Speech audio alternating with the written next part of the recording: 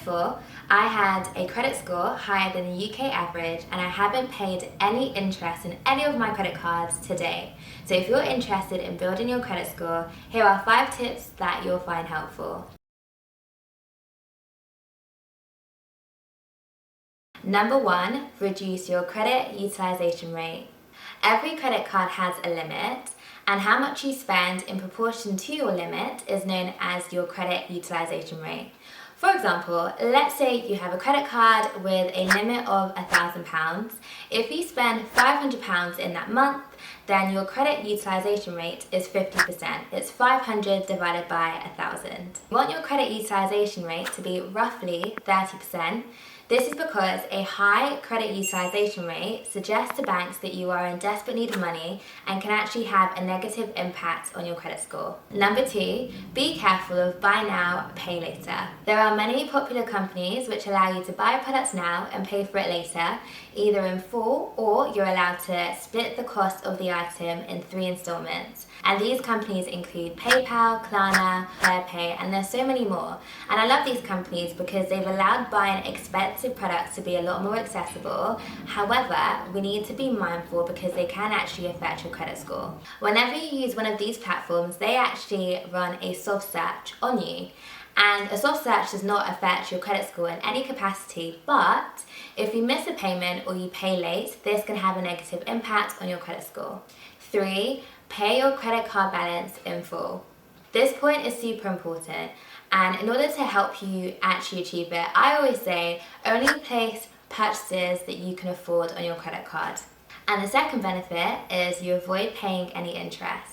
Interest rates can be super sneaky, and they're one of those things that people typically don't think about. So I'm going to give you a practical example to show you just how quickly you can accumulate interest. So let's say you have a credit card and the APR is 20%, and you decided to purchase a brand new sofa for your living room, and this sofa costs £2,000 and you are paying £50 every month to pay off the cost of this sofa. So in 14 months time, you would have paid for the total amount of your brand new sofa. However, because you didn't pay it off in full and you were only paying £50 every single month, by the time you get to month 40, you would have accumulated £1,119 worth of interest, which is insane. So you spent more than £3,000 on your new sofa, and more than a quarter of that is interest fees alone. The best way to pay your credit card off in full is to actually put your everyday expenses onto your credit card. 4, space out credit applications. Every time you apply for credit, a hard search is done.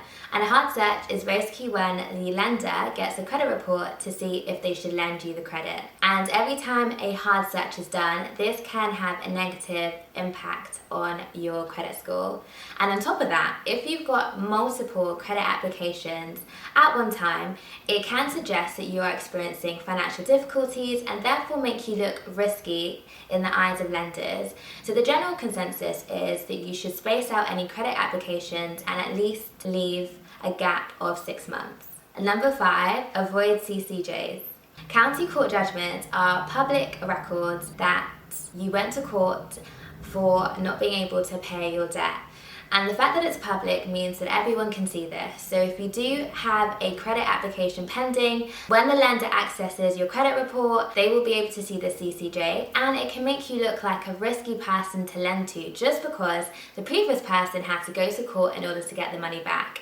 So the best case scenario is just to avoid CCJs to begin with.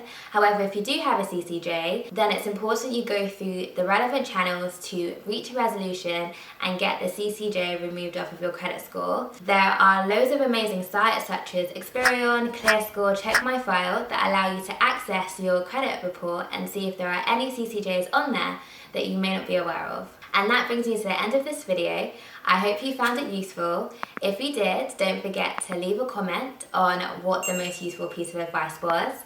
I'll also link below other videos in these series that I think you may also like, and I'll see you in my next one. Bye!